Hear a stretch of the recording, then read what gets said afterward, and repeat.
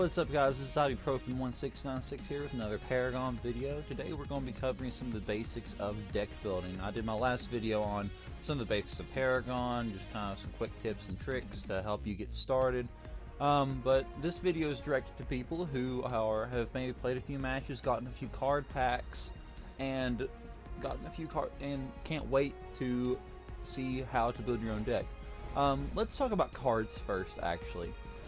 So Paragon is built off a system of leveling, of course, but you also have a separate component called CXP, or Card Experience. These are earned in increments of 1 point apiece. You may see the little CXP meter at the top, or unused points.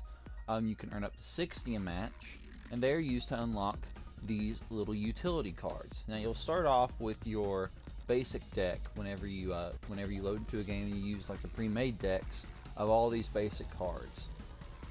And all these decks have three main components to them.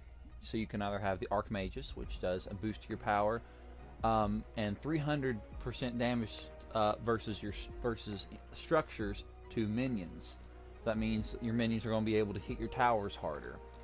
Then you got the Warlord, which is another power boost, and it's 100% damage. So it's double the damage versus minion to minions. That means you're able to really clear out of minion waves really fast. I'd recommend the Warlord to any sort of melee range hero because you're going to be staying near your minions a lot. The Archmage is of course used primarily for pushing lanes later on in the game, and should be used maybe with Gideon or any sort of other caster. Then we go to the Centurion, which is used by a lot of tanks. Gives you a huge bonus to health. It's about 500 health, and then it gives you, of course, the 100% extra damage bonus. And then it gives 500 max health to minions. So whenever you're charging up a lane with your big tanky tower destroyer minions, they have a lot more health to do something. They have a lot more health to sustain a bit more in that lane.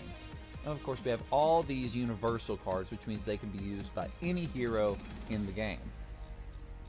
And you see that we have these 1-cost cards. Some of them are tokens. We'll get onto that here in a second. And we got our 3-cost cards. Whenever you go to 3-cost and above, it's going to be equipment cards. I know Fury, the Devotion of Fury has a couple of 2-cost equipment cards. But we'll get onto that later, as I said before. So whenever you get onto these things like Adamant Edge or Amulet of the Veteran, some stuff you may have seen in your deck, these are equipment cards. You equip them to they're passive equipment cards. We have active and passive equipment cards. Active means you have to push a button and it'll give you a certain effect. And most of those actives are going to be listed in where the fully upgraded bonus is now, above those 3 slots. But sometimes they're not. Sometimes they're in that. Let's see if I can find one that's active. I'll show you all. Mega Sword. So you can see right there, instead of the fully upgraded bonus, it has unique active. You can place Shadow Ward within the surrounded area. Warding. I'll get into warding in another video. But the active and passive components, whenever you have a passive component, it means it's going to affect your overall stats all throughout the game as long as you have that card, unless you of course discard it. You have 6 card slots available on the. You can place actives on the 4 D-pad buttons of your PlayStation 4 controller, up, right, left, down. And I know we have kind of an R right stick item usage thing, but I would not recommend using it. And then you have 2 others which are made specifically for passives.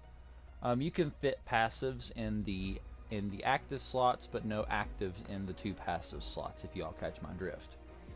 So let's get on to equipment. These cards right here, like Elder Mage Amulet and Fountain Spike, for example.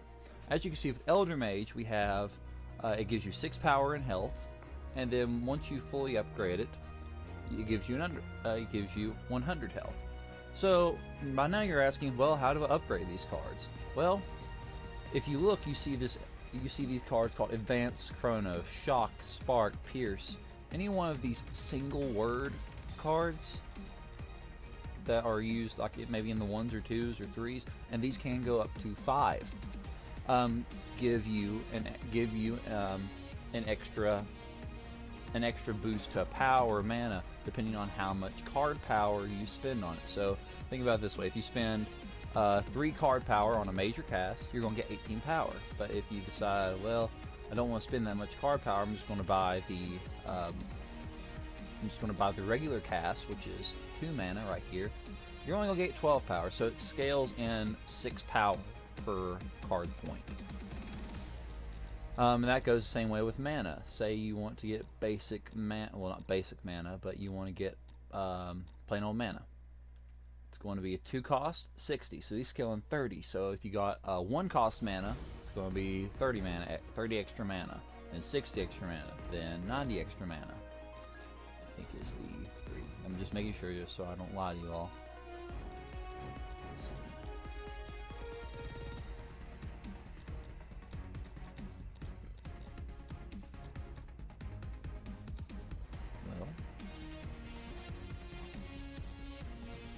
Anyway, I thought there was some sort of major mana card. I might have missed it. People are going to scream at me in the comments.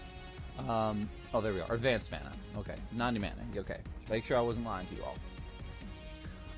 But as for those little stat cards, I'd like to call them. You have equipment cards and you have stat cards. Then you have what's called tokens. A lot of people use tokens early game, which are these little things right here. Like a strike token. It's a 1 cost card, gives you 6 power. You can equip those to a passive slot right now. So they're not upgradable. This just gives you the stats right out the gate. As I said, most people use their strike tokens or their cast tokens. Let's see if I find one. There's a health token. There's another 2 cost token, which I see a lot of tanks do early game, called healer token. Gives you 2.8 health regen, which is freaking huge at the beginning of the game. But you'll have most of the you'll have actually a pretty good amount of the universal cards whenever you first start. Of course, you won't have some of these epics maybe unless you got lucky in a pack. But take a while to look at the cards and see what they do, see what their effects are. As for deck building, you have 6 devotions here, and each hero has 2 devotions that you can pick out of those cards. Like say Twin Blast, for example, is Growth and Fury. So he relies a lot on Fury. The devotion of Fury has a lot of 2 cost cards and some actually really cool 1 cost potions like Bump Juice and Zap Juice, which restore health and mana instantly, which is kind of amazing. Fury decks are usually very fast decks, very fast to be built, but aren't as powerful as maybe a 3 cost power deck. Like as you can see here with Madstone Gem, 2 cost card, 12 power. You can get that really fast, and then fill it up with upgrades really fast too. But let's take a look down here at something like Impact Hammer. You get 12 power plus you get 4% crit chance. And once you fully upgrade it, if you upgrade no crit chance, you have 8% crit chance. So instantly that's another 8% crit chance with just 1 extra card power. So you can keep that in mind. I see a lot of Murdocks using micro nuke just because of the power and crit chance and then the extra power at the end. Let's see the growth tree. As you could probably think with growth, it relies a lot on health and health regeneration. So, and it has a bit on power too. Grux users I've seen Grux users use a lot of power in the health and the growth tree because their special cards, in my opinion, the best cards used in the growth tree are right now Spiked Bone Plate and Thorn Greenweave. Spiked Bone Plate and where's the Snakevine Mesh. Both of these can actually really help you with maybe Decker or Grux, as I said, because it gives you that little bit of extra armor. Well, no, Grux is Fear and Corruption, I think. Whoops. Decker or Chimera, Growth and Corruption. So you can have Spike Bone Plate, give you that extra armor with the power, or Snakevine Mesh, you can get ability armor with it. Or you can go the complete opposite, Venom Shell gives the power and a little bit of extra armor. And then Thorn Greaweave does the ability armor and the extra power. Now, you might be wondering, I see, well, what if I want to fit mana into ability armor and power? What if I want to upgrade my mana with that? Unfortunately, you cannot. If you notice, whenever you go to, like, say we want to equip the spiked bone plate. Well, let's go and build a sample deck. Just someone y'all will be familiar with. Let's build a Murdock deck. So I already have my plain old Murdock deck. And we'll equip him with the Archmages, because he's more of a ranger, so he can take out towers from a distance with his minions. So as you can see here, we want a little bit of attack speed, but a lot of crit on Murdock. So let's actually go with, where's my go-to card? Micro Nuke. I always use Micro Nuke with Murdock. I love Micro Nuke. It's such a versatile card. So select Micro Nuke, go to here, and you see that we're only allowed to get power, strikes and casts, and wounds. So power upgrades and crit chance upgrades, because those are the two shown in the card. If we want to give him a little bit extra mana with some power, as you can see here, we got mana upgrades, and then some strike upgrades, which strike and cast upgrades, which allow him to up the power. As you can see, though, what's interesting about Mutagem is at the end, that fully upgraded bonus, once you upgrade it completely, it gives you 0.6 mana regeneration. So not only do you have to add a little bit extra mana, you can get it a little bit faster too. Most cards do have a fully upgraded bonus, and they give you 1 or 2 extra card power of a specific stat, like Vital Tap. Got Lifesteal stats, which allow you to take a percentage of whatever damage you do and put it back to your own health. It's very cool on carries late game. Now a lot of things have what's called unique actives or unique passives.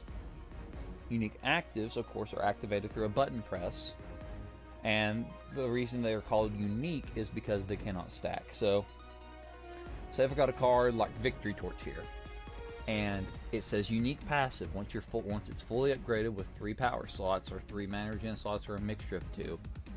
If I get critically hit with whenever I'm critically wounded and I'm hit with a basic attack, I apply a stack of burn on targets for 3 seconds. That does damage over a little while. So what that does is, it does exactly what it says. It applies the stack of burn. But if I wanted to get like maybe 2 stacks of burn, I couldn't do that because it's unique. It can only be, so make sure you keep an eye out for those unique symbols, and most cards will have unique passives. So you can't get Ring of the Dominant and get 20% damage bonus to minions, or but if you want to get something like Chronovore, fully upgraded bonus, 10% cooldown rate. If you wanted to get 5 Chronovores, which I don't suggest you do, you'll get a 50% cooldown reduction, which in your ultimates wouldn't be really doing a lot of damage, but because you aren't scaling power. But Pain Eater, let's see, Rally the Troops. I've seen some people do 2 Rally the Troops and have that extra attack speed boost to their allies. Just a spare one to use in case. Another thing you need to look at also is crit bonus. Most of these are going to be 6 cost cards, and crit bonus is absolute key to late game fights, because you might have that crit chance, but if the crit's not really doing a lot of damage, then it doesn't really mean a lot. That's where crit bonus comes in. It acts just like a regular card, only whenever you get whenever you completely upgrade it, you get a 100% crit bonus. That means you're going to be hitting for, I think it's 200% damage on a crit, which is a shit ton of damage if you all have a bunch of cards increasing your power over the course of the game.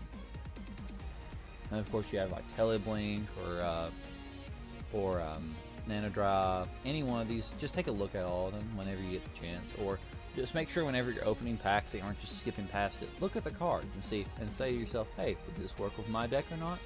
I don't know. But let's show you all how to build a deck real quick before we head off. So building a deck. With Murdock, you got to pay attention to what Murdock's affinities are, as well as what you feel like you're going to need for the hero. Like think about what situations you're going to put yourself in. So with Murdock, we know we need a good amount of attack, we need a good amount of crit damage, crit chance, and we need a good amount of crit bonus. Well, 1 crit bonus.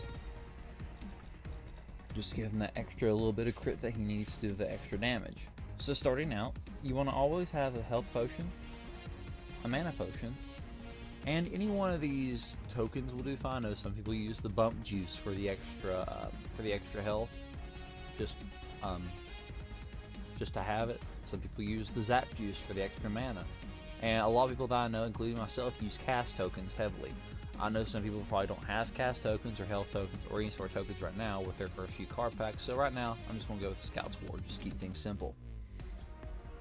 Alright, so we know we got to build damage. Let's find something with damage. Now I take a look at this, we also need a ward. Wards are very important in the game. They allow you to place something on, place a little stick thing on the ground that allows you to see enemies coming. Kind of like the Scout's Ward, the Guardian's Ward will give us a bit of a better ward, because 1, it holds 2 charges, and 2, it actually gives you some passive stats to boot. So let's see, what kind of ward do we need? You have a decent selection of wards depending on what hero you've got. I think all of them are universal cards, so it actually doesn't depend on what hero you got. But let's see with what this hero needs. We need power, we need health, we need crit. As far as I know, no ward has crit on it, so we need power and health. Guardian's Ward offers that, and Sage's Ward offers that. Only difference between two is Sage's Ward gives you a little bit extra power at the end of the build, whereas Guardian's Ward gives you a little bit extra health. That early game staging phase, in my opinion, is most critical to staying alive. I'm going to go with the extra health, just to keep it on me for the rest of the game. So, I like to use a system of 10 whenever I'm building a deck. So what I'm going to do is I'm going to be using 6 cards with 10 card power apiece invested in them, overall with upgrades and buying the card and everything. So with 3, we know we need 7 cards. Well, we know we need 3 cards that equal out to 7.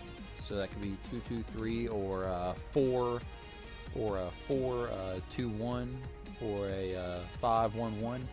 But I like to keep it at 2, 2, 3. Because it gives you a median amount of power that you need, or a median amount of card usage that you need. So, we don't really need health that much, but we do need a decent amount of power. So let's go with a cast, another cast, and a greater health.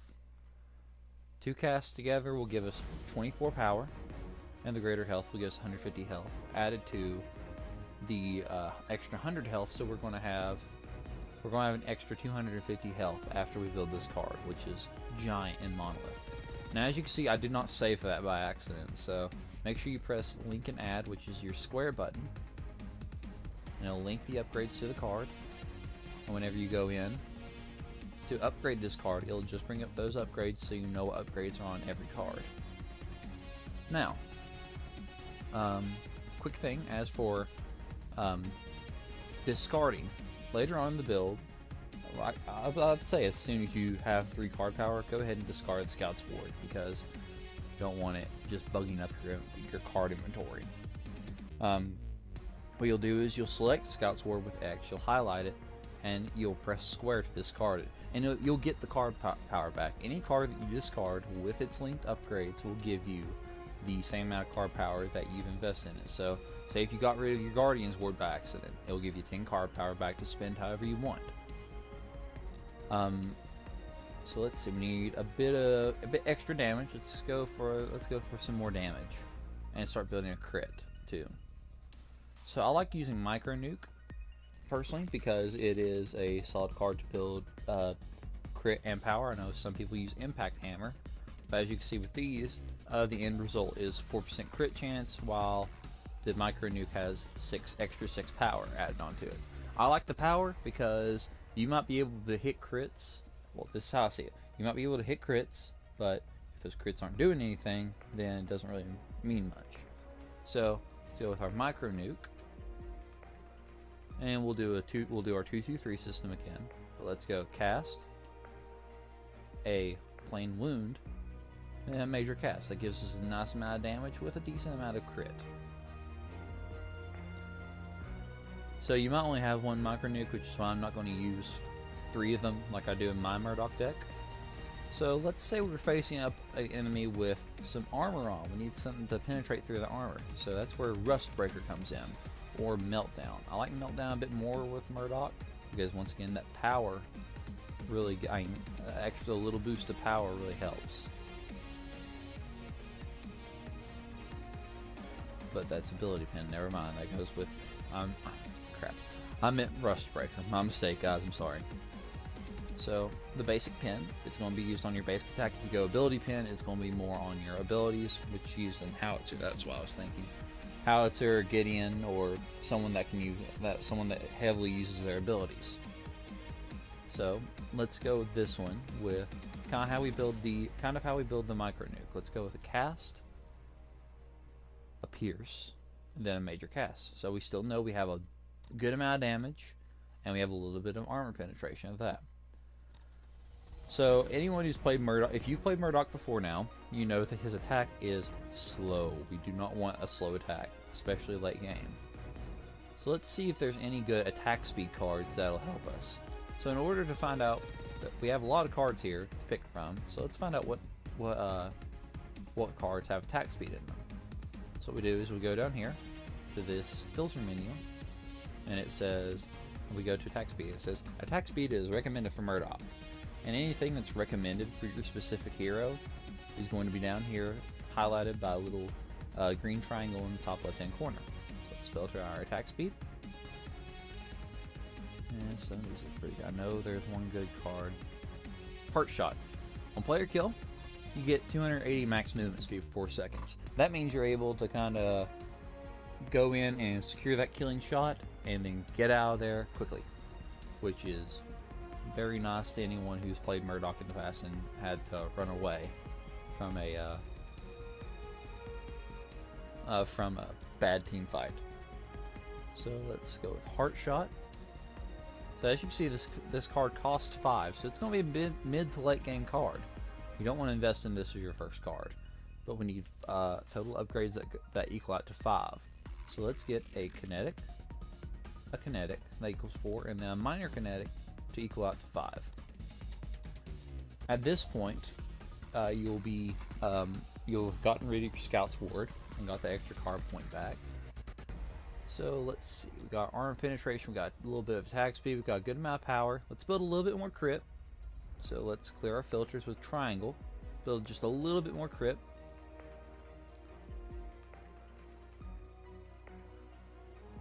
And we just need a little bit more power as well. So let's filter our crits. Here we are, perfect. Spear of the Rift Hunter, a card that I know you all will have.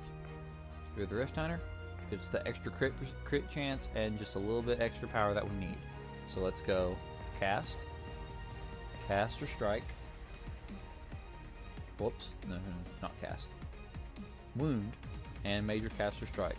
Now the reason I say major cast or strike is strike cards and cast cards are the same thing. Used to in Legacy version that was before this, they had ability damage and physical damage and energy damage, which Murdock was an energy damage character, so he was used to cast, which is why I'm used to putting casts on him. But don't worry if you run out of cast cards, because you still got those strike cards that you need. Alright, let's finish this off with the all-important crit bonus.